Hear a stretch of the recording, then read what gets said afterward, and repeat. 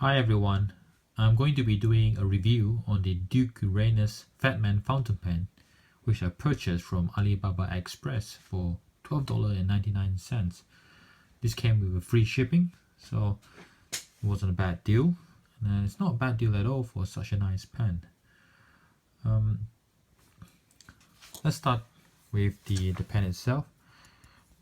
It comes with a metal body, and I think it might be aluminum or some kind of metal, and it's really light.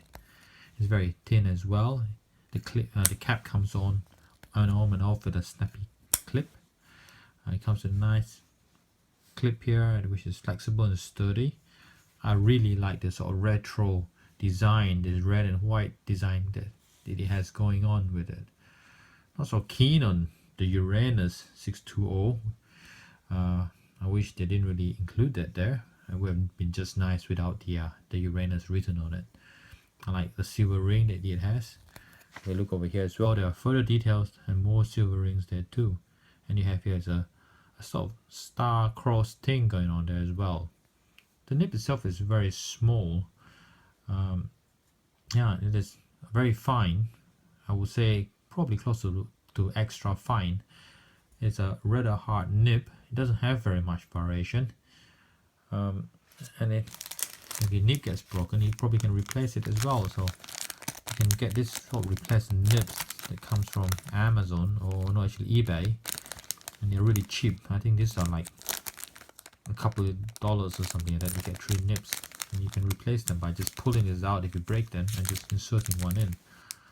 So I'm not so sure what the quality is like on these nibs, but I suspect they probably wouldn't be much different from the ones you have on the pen itself. It is a very light pen. It's about 21.4 grams in terms of weight. Yeah,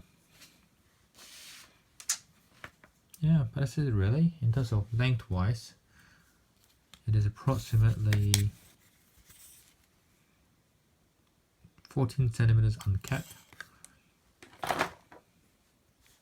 That's uncapped. It's 40 centimeters in length with the cap on.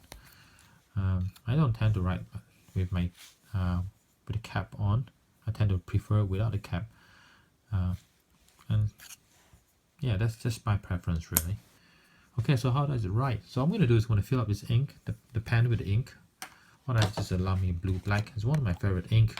I just like this consistency that comes with it. Yeah, as you probably know, I probably have a bit of a predilection towards Lamy inks. Having said that, I have a collection of Noodler's ink which I've been using for quite some time, but I find myself gravitating towards Lamy ink in the last few days, or last few weeks really. Okay, that's half the cap there. Oh yeah, it comes with a converter as well, so that's not bad. It's one of those converters where there's a little bit of a little ball in it that sort of moves around as you tip the converter up and down. It's a nice sort of metallic ring to it. So when you circle, or when you cap on the body onto the top part itself. This part is plastics, by the way, so it's a nice warm feel. So let me put this away. So the ink is Lamy Blue Black.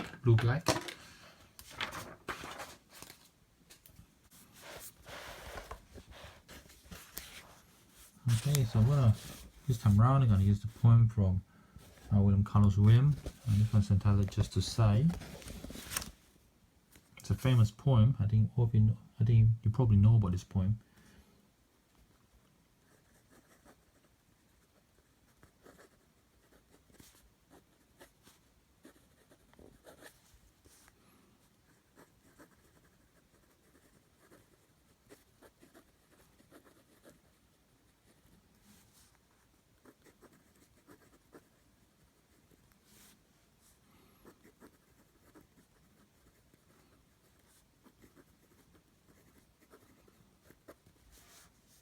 In here, it's a bit of a scratchy feedback.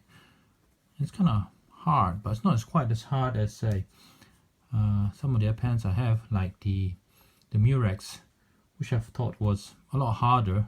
Just like writing with nails.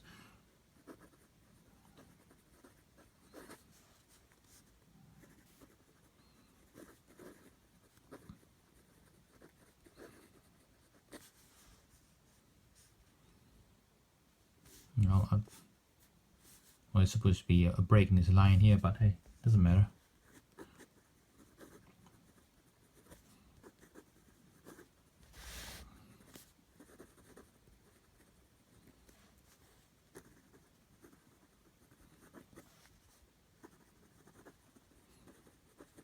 So it's not bad.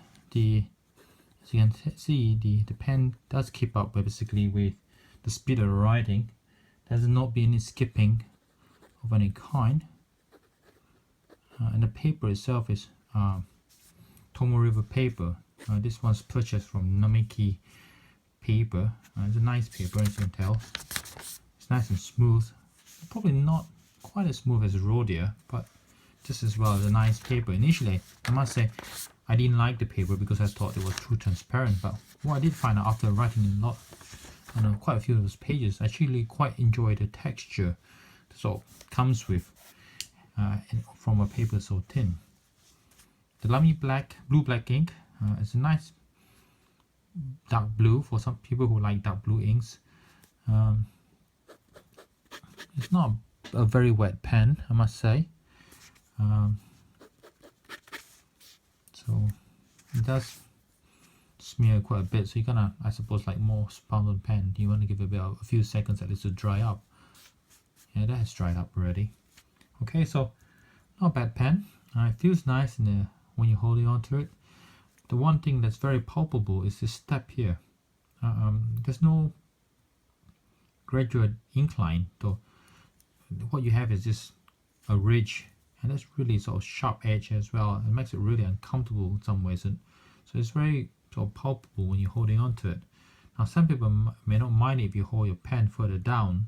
If you hold it further up here, you might just feel the edge against your finger. Some people might find it annoying. I find it a little bit annoying, but not too bad. But that aside, I think it's a pretty decent pen, a very well constructed pen for $13, and it's Chinese and writes first time coming out from the box, and it looks pretty cool and unique as well. So I said this is a pretty decent buy. I'll definitely be holding on to this pen. Alright, thanks for watching.